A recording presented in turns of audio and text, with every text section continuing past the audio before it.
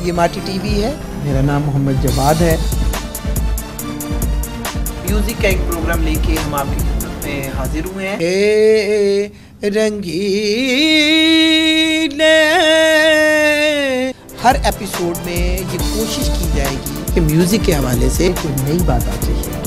ये म्यूज़िक की टेक्निक के हवाले से हो सकती है, ग्रामर के हवाले से और उसकी फिलोसफी के हवाले। नी रे गा रे गा मा धा मा दा नी रे सा नी धा नी धा पा मा पा गा मा रे गा रे सा नी धा नी रे सा। ये माटी टीवी है, मैं हूँ मोहम्मद जवाद। इस प्रोग्राम में आपको मालूम है कि हर एपिसोड में हमारी कोशिश होती है कि मौसीकी के हवाले से कोई बात शेयर की जाए और नई बात शेयर की जाए। यानी ये है कि अपनी सी कोशिश है कि ऑलरेडी जो एक रवायती म्यूज़िक के प्रोग्राम हैं उनसे कुछ हट के बात करें। आज मेरे जहन में ये है कि बात की जाए कि साउथ एशियन म्यूज़िक क्या है।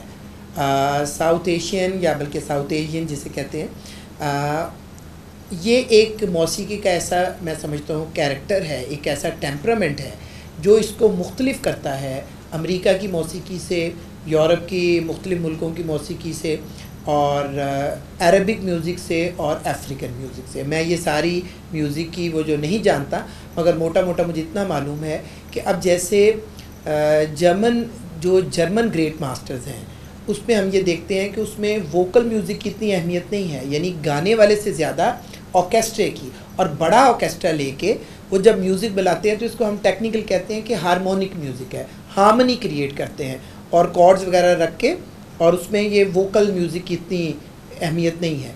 हमारे यहाँ का साउथ एशियन म्यूज़िक जिसको मैं कह रहा हूँ, वो पाकिस्तान में जो मौसीकी है, इंडिया में, बांग्लादेश में, नेपाल में, अफ़गानिस्तान में, ये टेक्निकली अगर आप देखें तो ये एक ही मौसीकी है। इसका जो टोनल स्ट्रक्चर है और मौसीकी का जो तकनीकी हिसाब किताब है वो एक ही है।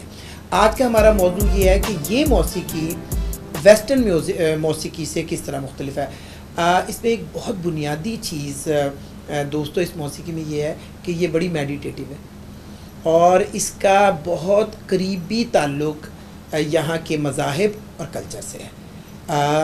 यहाँ पे इस्लाम हो, चाहे क्रिश्चियनिटी हो, हिंदुइज़म हो, चाहे बुद्धिज़्म हो, आप हमारे कल्चर और उसकी रवायत से अगर आप वाकिफ़ हैं, और हमारे यहाँ जो तसव्वुफ़ की एक रवायत रही है उसमें यह है कि इर्तिकाज़े तवज्जो, जिसको हम अपनी ज़बान में कहते हैं कि मेडिटेशन कहते हैं, और कंसंट्रेशन और मेडिटेशन, ये इस म्यूज़िक में भी बहुत ज़्यादा नज़र आता है। यहाँ पर इंस्ट्रूमेंट की इतनी वैल्यू नहीं है जितनी वोकल की है, यानी गाने वाला गा क्या रहा है, वो तो समाधि रचा के तो किसी चीज़ को कंसंट्रेट कर रहा है, और बाकी लोग उसको हार्मनी नहीं दे रहे, उसके साथ संगत कर रहे हैं। जैसे सोलो, सारंगी है, तबला है, सितार है, ये चीज़ें साथ बज रही हैं, तानपुरा है। अच्छा, वो असल में एक जगह पे कंसंट्रेट कर रहा है, बल्कि बाज़ औक़ात तो यहाँ तक लगता है कि किसी एक नुक्ते पर अपनी और हमारी तवज्जो मरकूज़ कर रहा है। मैं इसकी एक मिसाल देना चाहता हूँ। हमारे यहाँ का एक राग है, राग भैरव, और ये इबादत का राग है, बिल्कुल सुबह का राग है, जैसे मैंने अर्ज़ किया, बहुत मेडिटेटिव है। आप ज़रा गौर कीजिए तो ये गुफ्तगू में तो एक हद से ज़्यादा हम नहीं बता सकते, आप इसकी इस अस्थाई पे गौर करें। हे रंगीले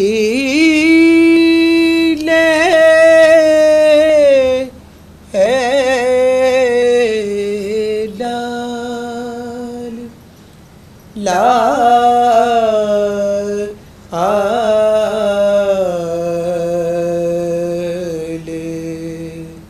रैन बेदार हो वना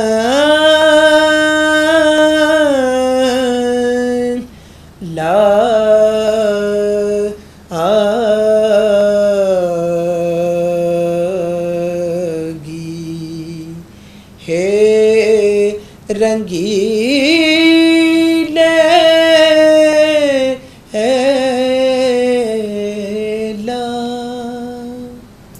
अब ये देखें, अगर आप ख़ुद गाते हैं या अच्छे सुनवइये हैं, लिसनर हैं, और मौसीकी पे साथ गौर करते हैं, तो आपको ये महसूस होगा कि ये ग्रामर को छोड़िए कि ये कौन सा राग है, क्या है, ये है, इसमें हो क्या रहा है।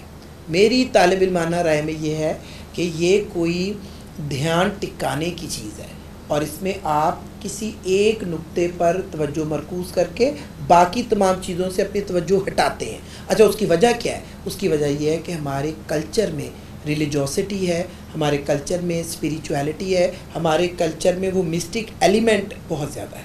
और मैं यहाँ पे आपसे ये भी शेयर करूँगा कि एक दफ़ा बिल्कुल यही हुआ कि मुझे एक ऐसी महफ़िल में तानपुरे के साथ गाने का मौका मिला जिसमें सारे फ्रांसीसी थे, वो फ्रेंच लोग थे। तो बहुत मुश्किल था, मतलब मुझे तो नहीं आती फ्रांसीसी और वो भी लोग इंग्लिश बोलने को मेरे ख्याल है अच्छा नहीं समझते या शायद ना आती हो, तो कम्युनिकेशन भी कोई नहीं थी, कुछ नहीं थी। तो वो जब इसी तरह की चीज़ें गानी शुरू की तो वो बहुत ध्यान से सुन रहे थे। मेरे लिए बहुत ज़रूरी था कि उनसे पूछा जाए, एक तजुर्बा ही था कि उनको क्या इसमें वो हो रहा है, जबकि भाषा एक नहीं है, कल्चर एक नहीं है, वो सारा टोनल स्ट्रक्चर म्यूज़िक का एक नहीं है। तो वहाँ पर भी बहुत सारे लोगों ने कहा कि हमें आपकी जो मौसीकी है वो बहुत मेडिटेटिव महसूस होती है। तो ये शायद फ़र्स्ट टाइम था कि मैंने ये सोचा कि एक ऐसा आदमी कि जो आपके कल्चर का नहीं है और बाहर से खड़े होके चीज़ों को देख रहा है, तो उसके हवाले से ये क्या है।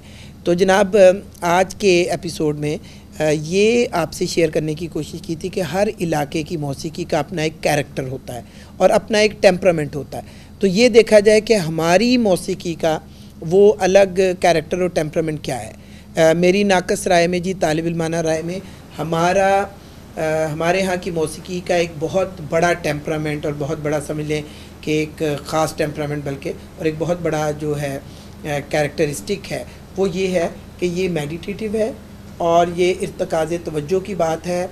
ये कहीं किसी नुक्ते पर तवज्जो मरकूज़ करती है और इसका बहुत गहरा ताल्लुक़ हमारी कल्चर की रिलीजियोसिटी और स्पिरिचुअलिटी के साथ। आज के एपिसोड में हमने आपसे ये शेयर किया कि हर इलाके की और हर कल्चर की मौसीकी अपना एक अलहदा कैरेक्टर और टेम्परामेंट रखती है। मुझे यूँ महसूस होता है कि साउथ एशियन म्यूज़िक जो बहुत सारे मुल्कों में समेत पाकिस्तान के गाया और बजाया जाता है, हमारी एक ख़ास बात हमारा मेडिटेटिव कैरेक्टर है और इस मेडिटेटिव कैरेक्टर की वजह हमारे कल्चर में रची मिसी मैं समझता हूँ कि एक रिलीजियोसिटी भी है और स्पिरिचुअलिटी भी है और एक मिस्टिक एलिमेंट है कि जो हमारे कल्चर का एक बहुत नुमाया हिस्सा है।